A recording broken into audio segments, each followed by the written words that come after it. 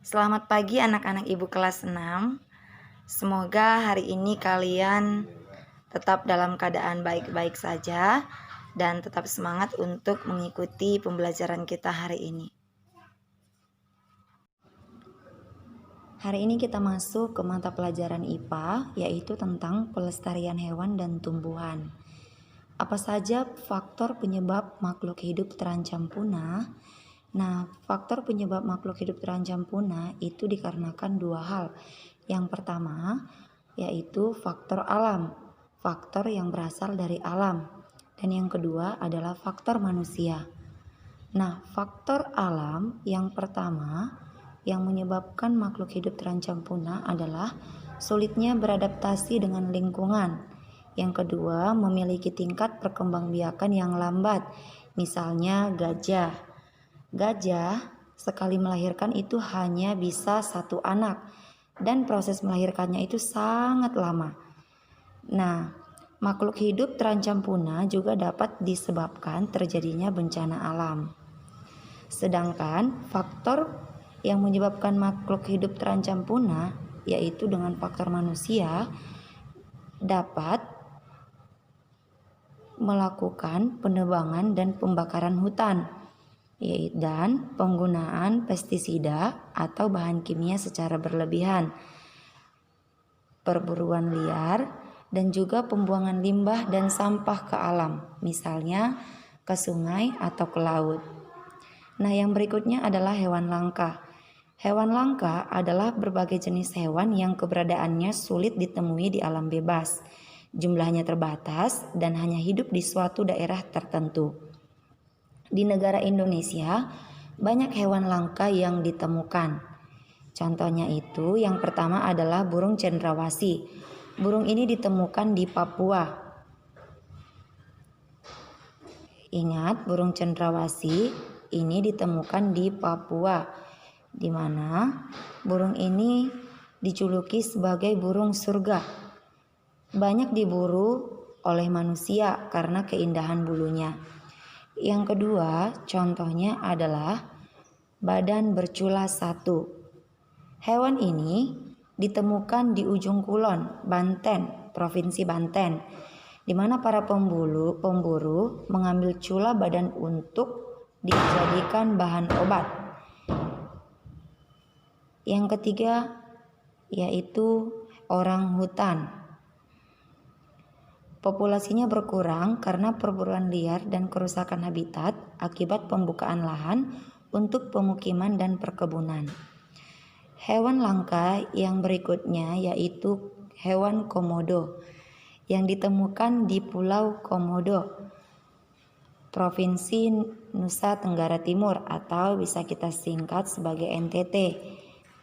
Hewan komodo ini punah disebabkan karena perburuan liar, perubahan lingkungan, dan berkurangnya sumber makanan.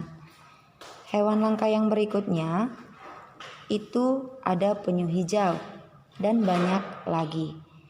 Nah, yang berikutnya ada tumbuhan langka. Tumbuhan langka itu adalah tumbuhan yang mendekati kepunahan apabila jumlah di alam bebas sangat sedikit. Jadi contoh tumbuhan langka yang dapat kita temukan di negara Indonesia itu ada yang pertama tumbuhan Rafflesia arnoldi. Tumbuhan ini terdapat di Sumatera dan Kalimantan, di mana kuncup bunganya dapat dijadikan sebagai obat sehingga sering diburu oleh manusia. Yang kedua, contoh tumbuhan langka yaitu Amorphophallus titanium. Ini terdapat di Sumatera. Bunga ini dapat disebut sebagai bunga bangkai. Yang berikutnya ada tumbuhan kantong semar. Tumbuhan kantong semar itu terdapat di hutan, yaitu di Tangkuban Perahu di Jawa Barat. Tumbuhan ini diburu untuk diperjualbelikan. Yang berikutnya ada tumbuhan cendana. Tumbuhan cendana ini ditemukan di Nusa Tenggara Timur, di mana tumbuhan ini digunakan sebagai rempah-rempah dan sebagai pengharum. Tumbuhan langka yang berikutnya adalah tumbuhan Aquilaria atau gaharu. Tumbuhan ini terdapat di pedalaman Kalimantan. Gaharu memiliki kandungan damar yang wangi sehingga dijuluki sebagai emas beraroma dari hutan. Ada banyak lagi tumbuhan langka di negara Indonesia yang tidak kita ketahui. Nah, hewan dan tumbuhan langka itu perlu kita lestarikan. Untuk melestarikan hewan dan tumbuhan langka ini, itu bisa kita gunakan dengan dua cara. Yang pertama itu dengan cara in situ, dan yang kedua dengan cara ex situ. Pelestarian in situ itu artinya di dalam.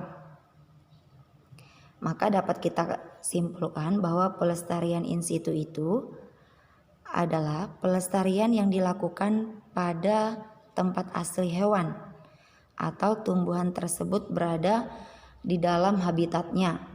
Jadi tidak berada di luar habitat itu. Itulah yang dimaksud sebagai pelestarian in situ.